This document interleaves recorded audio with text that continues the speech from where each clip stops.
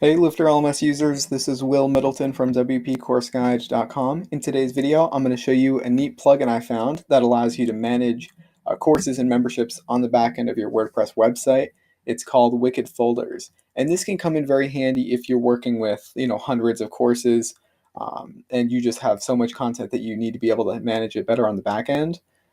This plugin here will allow you to do that.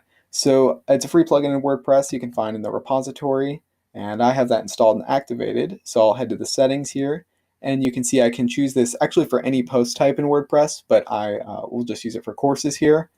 And now that this is good to go in courses, I'll save my changes and head into the courses area on the back end, and you can see I have this area called folders here. And so if you have like 90 or 100 plus courses, you can pretty easily manage courses with these folders. And how you can add a folder would be just to click on this plus here, call this folder 1, and leave it as a parent folder. We'll save that. And then now you can see folder 1 is right here, and I can drag over my courses and move them into these folders. So now I can access that course by heading into folder 1, and this will show me any of the courses that I put in folder 1 here.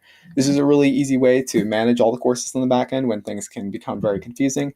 And you can always go back to all folders to view the full list, but this way you can just very easily manage those. And you can also have subfolders inside of other folders here. It just makes things very easy to manage, and I thought I'd recommend that out to the community in case this would help manage any courses or memberships when things can get very confusing and overwhelming. This has been Will Middleton from WPCourseGuide.com. Thanks for joining me, and I'll see you in the next video.